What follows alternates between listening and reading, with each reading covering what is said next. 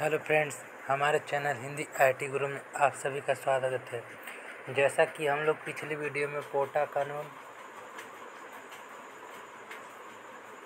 रासुका, पोटा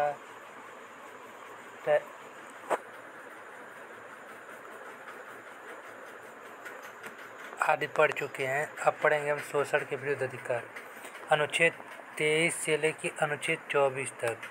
यानी अनुच्छेद 23(1) हम पढ़ेंगे मानव के दुर्व्यापार, बेगार तथा बालाश्रम का प्रतिषेध। इसके तहत महिला, पुरुष एवं बच्चों का क्रय या विक्रय यानी बेचा या खरीदा नहीं जा सकता तथा बेकार एवं बालाश्रम को पूर्णतः प्रतिबंधित किया है। इससे उनसे किसी भी काम को भी नहीं कराया जा सकता। अब हम पढ़ेंगे अनुच्छेद 23(2). इसके तहत राज्य सार्वजनिक उद्देश्य की पूर्ति के लिए या सार्वजनिक कार्य के लिए बेगार ले सकता है। वह किसी भी काम कर लेकिन उनके मेहनत को ले सकता है, लेकिन बेगार कराते वक्त मेहनत कराते को उन्हें धर्म, मूल वंश, जाति, लिंग, जन्मस्थान आदि के आधार पर व्यवहार नहीं करें। यानी किसी भी भेदभाव के आधार पर उसको अलग नहीं करेगा। अब नोट, सुप्रीम कोर्ट ने अपने एक निर्णय में कहा कि अनुच्छेद 23 के तहत दास प्रथा का अंत किया गया है। अब संसद के द्वारा बंधुआ मजदूरी उन्मूलन अधिनियम 1976 का निर्माण किया गया। भारतीय प्रतिकार अधिनियम 1976 का निर्माण किया गया। महिला एवं बाल अनैतिक व्यापार निवारण अधिनियम 1976।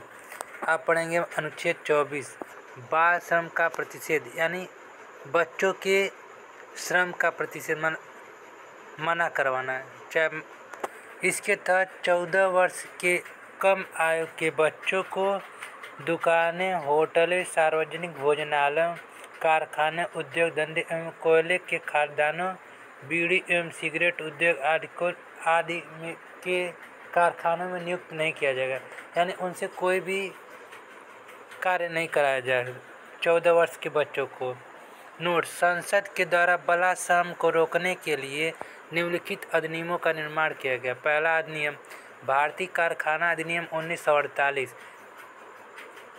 इंडियन इंडस्ट्री अमेंडमेंट 1948, भारतीय बगल श्रम अधिनियम 1951। दूसरा, तीसरा भारतीय खान अधिनियम 1952। फिर चौथा, बाल संरक्षण अधिनियम 1986 के तहत। फिर पाँचवा, किशोर न्याय अधिनियम 2000। अब हम पढ़ेंगे धार्मिक स्वतंत्रता का अधिकार, अनुच्छेद 25 से लेकर अनुच्छेद 28 तक। अब अनुच्छेद 25 पढ़ेंगे। इसके तहत धार्मिक स्वतंत्रता का अधिकार कहा गया है। अब इसके तहत हम पढ़ेंगे प्रत्येक व्यक्ति अपने अंतःकरण के अनुसार अपने धर्म को मान सकता है, आचरण कर सकता है, व्यवहार कर सकता है तथा अपने धर्म का प्रचार प्रसार कर सकता है। यह उसका मौलिक अधिकार है। कोई भी व्यक्ति, जैसे हिंदू है, हिंदू अपने धर्म का प्रचार कर सकता है। मुस्लिम हो, मुस्लिम अपने धर्म का प्रचार कर सकता है। कोई धर्म का व्यक्ति अपने धर्म का प्रचार कर सकता है। इस अनुच्छेद 25 के तहत यह है। फिर अनुच्छेद 26(a), लोक व्यवस्था, स्वच्छता एवं सदाचार स्व के अधिनियम रहते हुए प्रत्येक समुदाय या संप्रदाय धार्मिक उद्देश्य की पूर्ति के लिए धार्मिक संस्थाओं, मंदिर, मस्जिद, गुरुद्वारा, चर्च, मठ, धार्मिक संस्थाओं का निर्माण कर सकता है। यह उसका मौलिक अधिकार है। लोक व्यवस्था की स्वच्छता एवं सदाचार अपने में लीन रहते हुए प्रत्येक समुदाय माने किसी भी समुदाय का व्यक्ति सांप्रदायिक धार्मिक उद्देश्य की पूर्ति के लिए मंदिर, मस्जिद आदि का निर्माण करा सकता है। यह उसका मौलिक अधिकार। अब अनुच्छेद 26(b), इसके तहत धार्मिक कार्यों की प्रबंध की स्वतंत्रता प्रदान की है।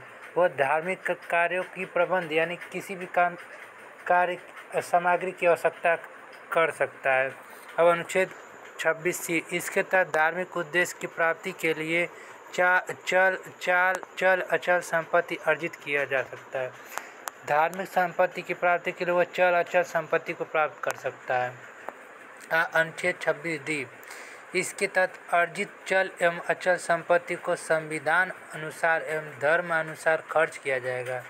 इसमें जितना भी चल अचल संपत्ति होगा संविधान या धर्म के अनुसार खर्च किया जाएगा। नोट अनुच्छेद 25 का हिंदू के द्वारा स्थापित धार्मिक संस्थाओं में हिंदू धर्म में आस्था रखने वाले सभी वर्गों को प्रवेश दिया जाएगा।